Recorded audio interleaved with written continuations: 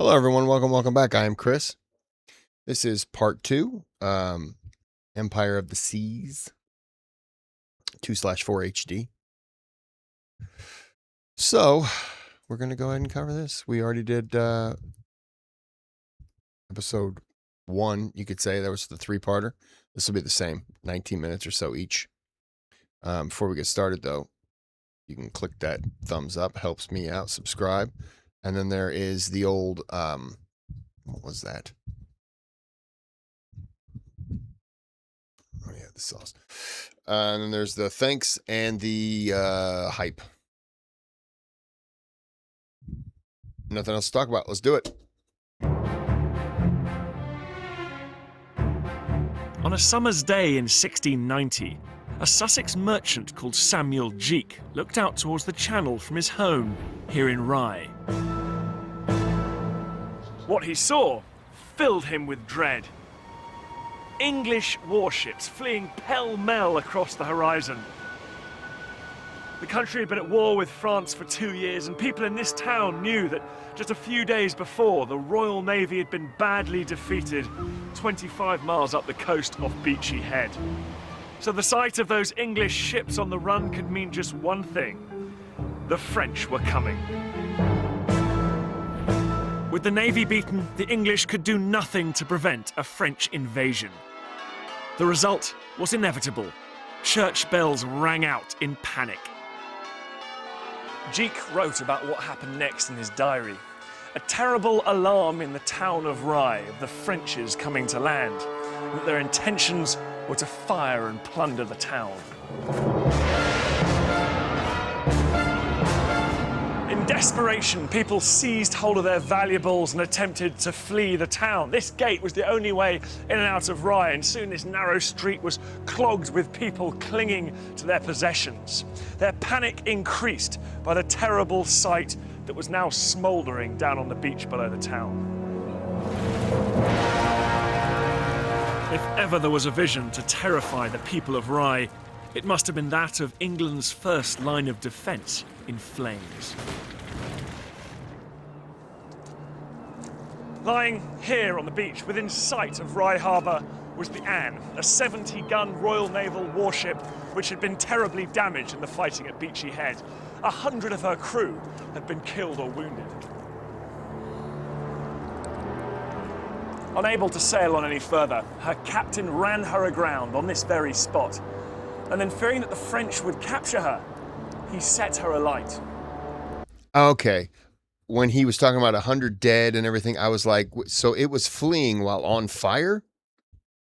Makes more sense to run it aground, yeah. My head just, I was like, damn, 100 people got killed.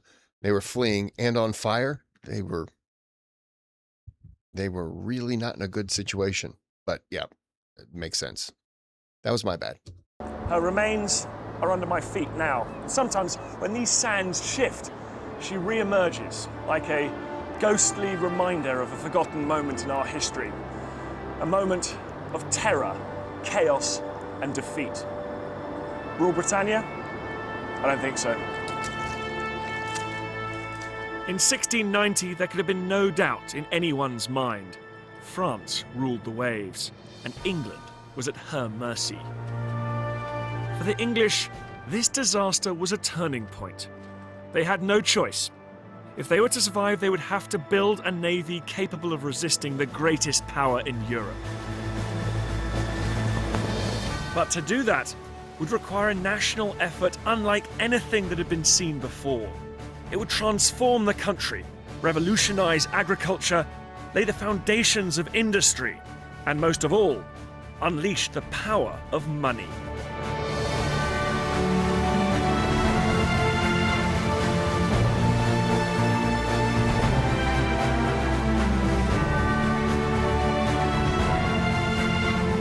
When I see him standing up there, I get this Assassin's Creed feel, like, just jump into the water, dude. Is there a haystack on that deck? Just jump into it. You'll be fine.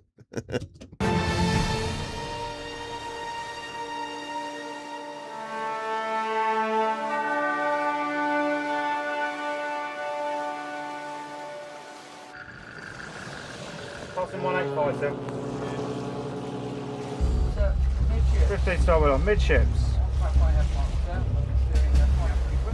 The Battle of Beachy Head in 1690 still ranks as one of the Royal Navy's most humiliating defeats. But then, in 1693, came an even more terrible loss. England was a nation of traders, utterly dependent on the wealth generated by her huge merchant fleet. A fleet which, unless it was properly protected, was terribly vulnerable to enemy attack. On the 30th of May 1693, 400 merchant ships gathered in a huge fleet and set out from England to the town of Smyrna in the eastern Mediterranean. This giant trade flotilla was described as the richest that ever went for Turkey. On board was a year's worth of trade: wool, tin, spices and silver, the lifeblood of the economy, which had been accumulating in port for fear of being captured or destroyed at sea. The convoy was such a vital national interest that it was given an escort of 102 warships. The convoy moved down the Channel and out into the Atlantic, but this route took them past Brest, home of the French Navy, which is where the accompanying English admirals were expecting trouble. So as they passed without incident and entered the Bay of Biscay, the English escort ships turned round and headed home, thinking the convoy would be safe. This was a disastrous decision. The French had found out about the convoy and the time of its departure, and they were preparing ships further down here to intercept it.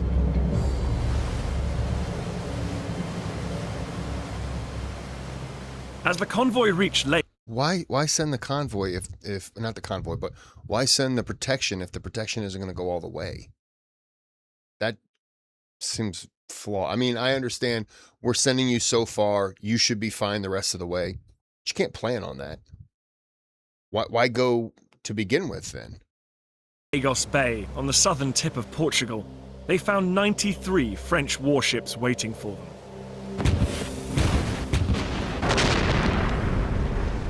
Almost 100 merchant vessels carrying a year's worth of trade were captured or destroyed.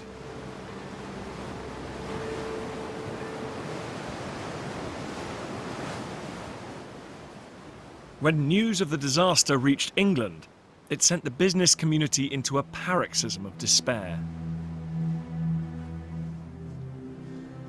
From his house here in Rye, the merchant Samuel Jeek wrote in his diary, "News of the miscarriage of the Turkey fleet has put a great stop to trade." And this was an understatement. The losses suffered by the Smyrna convoy were as bad as those in the Great Fire of London of 1666. And there followed a wave of bankruptcies among insurers and merchants. The secretary to King William III said that he had never seen His Majesty so sensibly affected with any accident as this. This commercial disaster, coming just 3 years after one of the Navy's worst military disasters, served as a brutal reminder. For England, a powerful navy was not a luxury, it was a central pillar of state. Without it, the country was doomed. William desperately needed more ships, and to build them, money. But the treasury was empty. Then in 1694, a completely new kind of financial institution was created in London, one offering a unique investment opportunity. Anyone willing to put in at least £25 would receive a guaranteed return of 8%.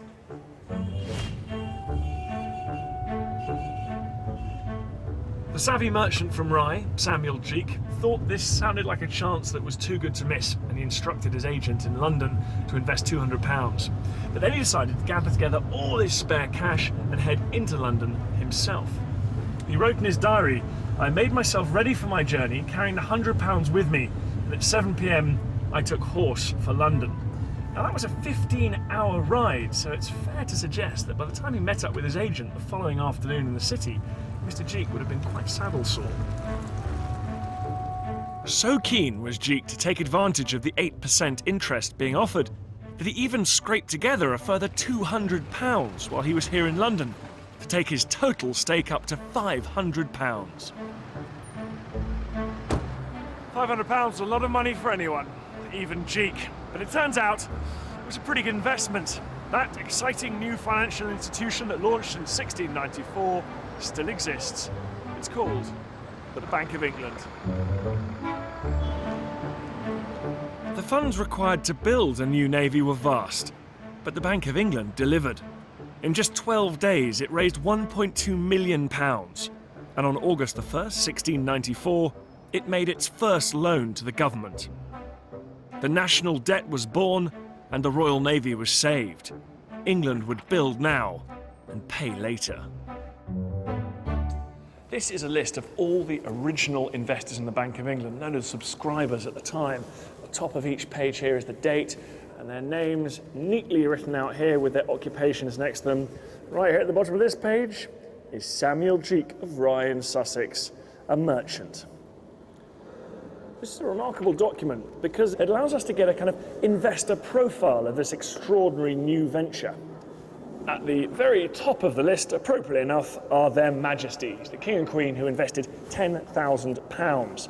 But there's lots of other people from the very pinnacle of society as well. Men like Edward Russell, the First Lord of the Admiralty, invested £2,000. But it wasn't just the bigwigs that subscribed.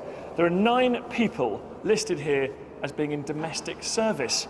And here I've found Thomas Day of London, who's a blacksmith, and he's invested £100, while over the page, Joseph Cake is a bricklayer.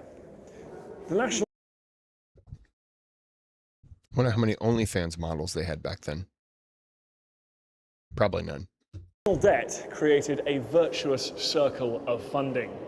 The government borrowed money from the people, which it spent on the navy, which protected trade, which brought in taxes, which allowed the government to pay the people back. It was a financial revolution, which uniquely would allow England to spend its way to greatness. More than half of that first loan, over £600,000, went on building up the navy, and that huge injection of cash, the first of many, had a transforming effect on whole areas of the economy all over the country. The northeast of England soon had Europe's largest ironworks, thanks to the Navy's spending spree and one enterprising industrialist called Ambrose Crowley. Iron ran in Ambrose Crowley's blood. His father and grandfather had both had a steady business in the Midlands in the iron trade. But young Ambrose Crowley III wanted more. He wanted to expand, and he realised that to do so, he'd have to up sticks and move closer to his most precious raw material. Not iron, but coal. And that's why he ended up here on the south bank of the Tyne. He set up a series of blacksmiths' shops up there, about a mile away, and brought the goods down here to the river where they could be shipped south.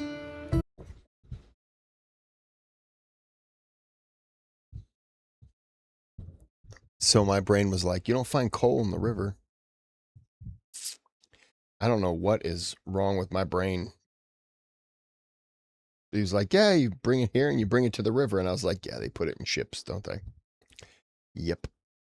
My brain's just not working. It's not braining right now.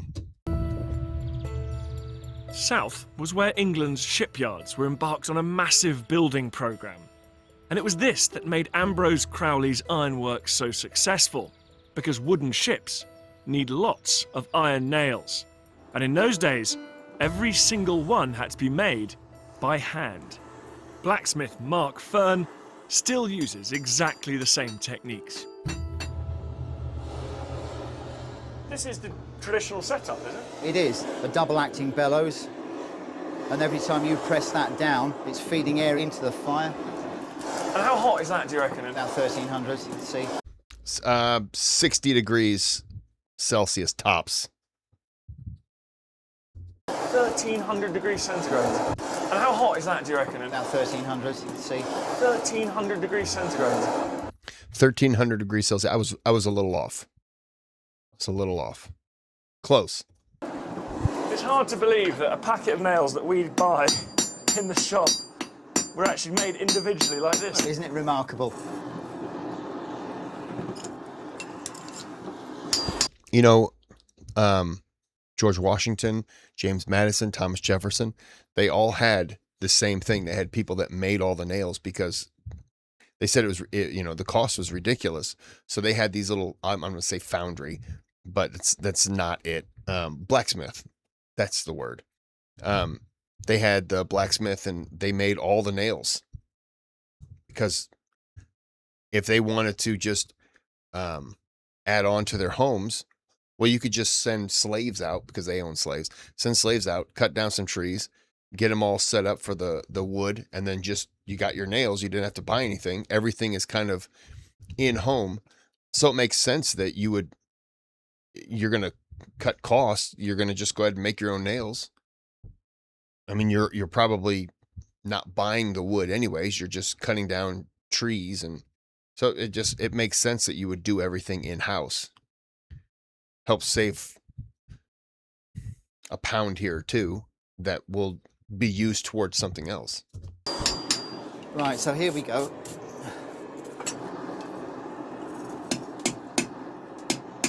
And then we're going to be ready to put it in the heading tool. And then you see that. Wow. And then beat your head onto it. Into the quench bucket. That should. That's not a bad nail. Well, do you reckon I could have a go? I reckon you could. There you go. Piece of Thanks. iron, Dan. Okay. Piece of iron. Yes, okay. Get ready for one nail. Yes, indeed. So right. first of all, I'll give it some of this. Okay, how about that? That's looking good. By 1700, the industrialist Ambrose Crowley was providing 40% of all the Navy's iron orders. He created... I'm just thinking about how hot that is to stand there and do that.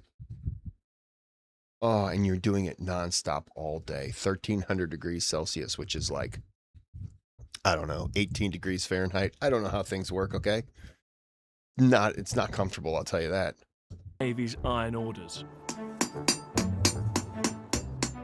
He created a factory system with hundreds of workshops like this one and built iron mills and steel furnaces alongside.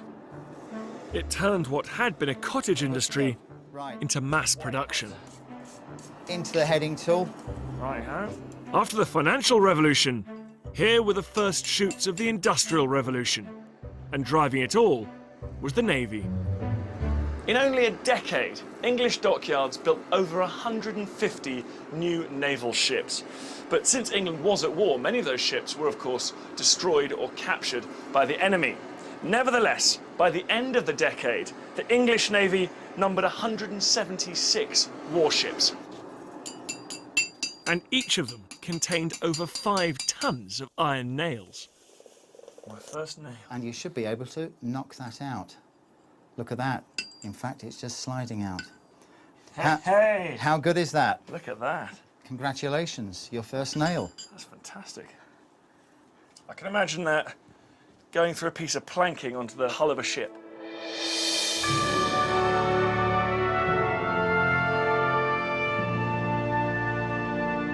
Of course, the Navy didn't just need nails. Each new ship typically contained the wood of more than 2,000 trees, over 7,000 square yards of canvas, and 10 miles of rope, weighing 19 tons. The sailing ship was the most complex man-made machine on Earth, a glorious piece of wooden architecture driven entirely by the wind. But it relied most of all on manpower. In 10 years, the number of men serving in the Royal Navy quadrupled to over 44,000. That's more people than lived in any city outside London. And feeding them all transformed England's agriculture. The Navy was the single largest consumer of produce in the country, and it awarded huge contracts to a handful of suppliers who bought up vast quantities of food from small farmers all over the country. Agricultural output went up by 1/3, but because this was a competitive market, prices stayed low. Once again, the Navy's insatiable demand was driving the economy forward. It had become the engine of English commerce, a national enterprise.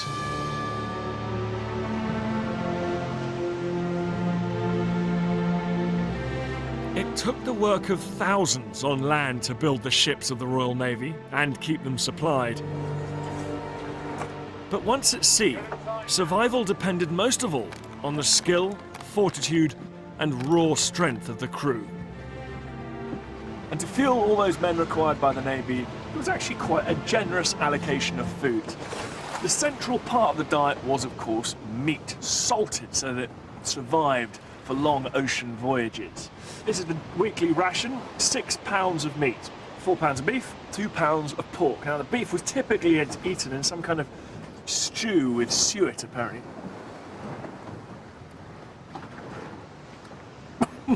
Very salty. Let's do it.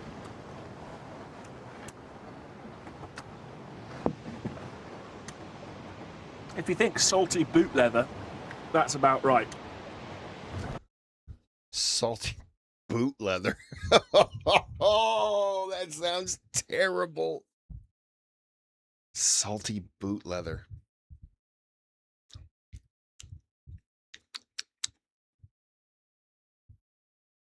Oh.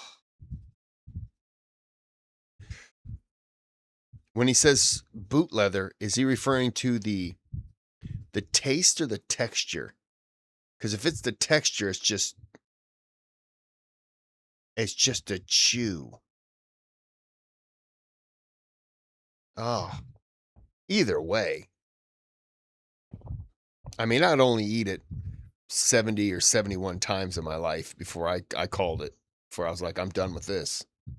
Perhaps the most famous part of the sailing navy's diet was the key staple, standing in for bread, the ship's biscuit. A subtle combination: flour, water, and salt, baked for hours until it was rock hard.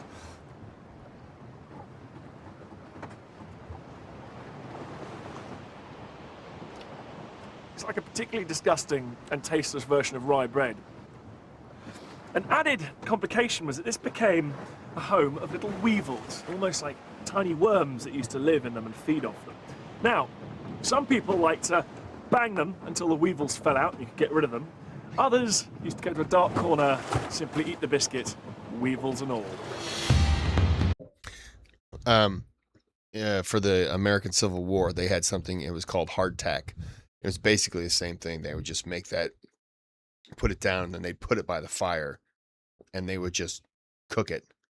And it was also made for them, but they said you could take that and just biting into it, you had to be careful because it could break your teeth. That doesn't sound appealing to me. Anything that can do more damage to you, we shouldn't be eating that. What this diet does show is that the Navy's high command understood just how much physical effort was required to sail a ship effectively. Sailors were constantly climbing up and down masts and adjusting sails with no protection from the elements. And in battle, there were cannons weighing 3 tons each to maneuver. Well, back then they weren't exactly thinking about safety harnesses and all that stuff like we think about today. That was just, you go out, if that was what your job was, that was what your job was. Little wonder then that the Navy's rations provided sailors with 5,000 calories a day. That's twice the recommended intake for an active man today. Always feels a little bit precarious up here. It takes a special kind of head for heights to spend your time as a topman up in the masthead. And from up here, of course, you also get a much better view. So they're the ones with the sharpest eyesight. They could spot enemy sails when they saw them on the horizon. The one bad thing about being up here, though, is that the movement on deck is magnified quite a lot. Up here, we go through quite a big angle when you rock around.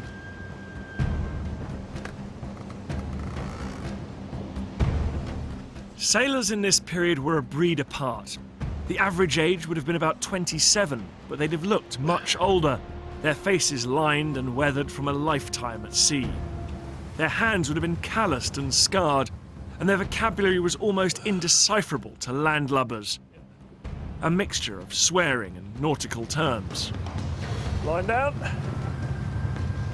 Most noticeable of all was their peculiar rolling gait. more suitable for the pitching deck of a ship than walking on dry land. And all of this made them very recognizable to the naval press gangs who patrolled the ports, looking for experienced recruits. I'm going to go ahead and stop it there. Go back a little bit. Yeah. Yeah, I imagine, and I didn't think about it until, he said he's up there. But when you're on deck, and you're just doing this. But man, if you're up there, you are feeling that swing so much more. I've never been up there, so I got to take his word for it. But judging that you can just stand on a ship and look up and just see the sway of the sails and the rigs and everything. Yeah. It's dangerous up there. That's why I'm not doing it. But props to the people who do. This is good. I will jump back into the second and the third part tomorrow. Recording. So stay tuned. And until then, have a good day. Have a good night. Where's the button? There's the button.